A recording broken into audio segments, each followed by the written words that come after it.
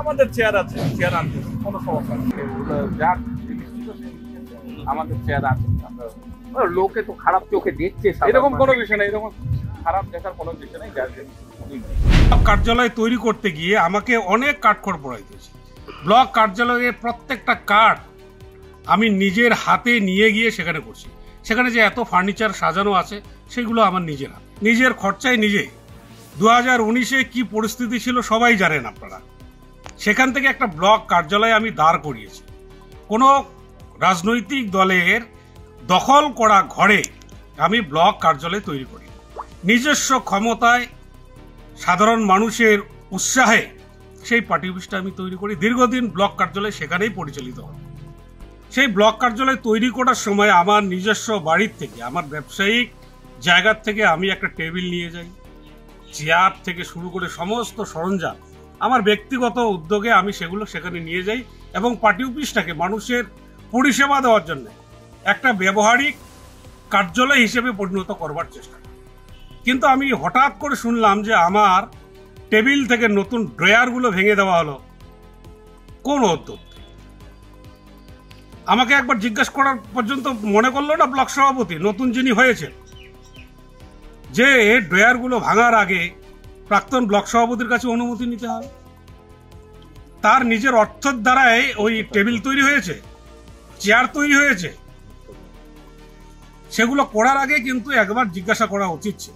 তাই আমি ভাবলাম যে আমার নিজস্ব অর্থ ব্যয়ে যে সমস্ত সরঞ্জাম সেখানে পার্টি অফিসে জমা আছে সেগুলো আমি ফিরিয়ে আনার ব্যবস্থা করছি। কারা কি ভাবলো, কারা কি বললো আমার জানা নেই। আমি গতকালকে শুনলাম যে আমাদের প্রাক্তন ব্লক সভাপতি ধীরেশচন্দ্র রায় মহাশয়, বর্তমান ব্লক সভাপতি সুজয় নার্জিনীকে ফোন করেছিলাম, ওর ব্যক্তিগত যা যা চেয়ার টেবিল আছে সব নিয়ে যাবে। তো এতদিন তো আমরা সবাই জানতাম যে এটা দলীয় কার্যালয়ে আছে, পার্টির জিনিস। সকালবেলা পার্টি অফিসে এসে দেখি জিনিস বেরোচ্ছে পার্টি অফিস থেকে। তারপর চেয়ার টেবিল সব ভেঙে লুট হয়ে গেল। আরো যারা নিতে আসলে জিজ্ঞেস করলাম কি ব্যাপার, বলছে এটা ধীরেশদা পাঠিয়েছে, প্রাক্তন ব্লক সভাপতি, উনার জিনিস উনি নিয়ে। যেহেতু উনার ব্যক্তিগত জিনিস বলেছে তাই আমরা দিয়ে দিচ্ছি, কারণ ব্যক্তিগত জিনিস পার্টি অফিসে থাকা ঠিক না। উনি চেয়েছেন ওনার জিনিস, তাই আমরা দিয়ে দিচ্ছি। এবার চেয়ার টেবিল আমরা দলীয় ভাবে কিনবো, যাতে কেউ ব্যক্তিগত জিনিস না হয়। পার্টি অফিসে কোনো ব্যক্তিগত জিনিস থাকতে পারে না, যা থাকবে সব পার্টির জিনিস থাকবে, অর্থাৎ তৃণমূল কংগ্রেসের সম্পত্তি থাকবে। আমরা আগামী দিনে সেটাই করবো। উনি দীর্ঘদিন ব্লক সভাপতি ছিলেন, 2019 থেকে 2025 পর্যন্ত উনি ব্লক সভাপতি ছিলেন এবং এখনো উনি জেলার দায়িত্বে আছেন, জেলা সহসভাপতি। উনি আমাদের নেতা, আমাদের নেতাই থাকবেন।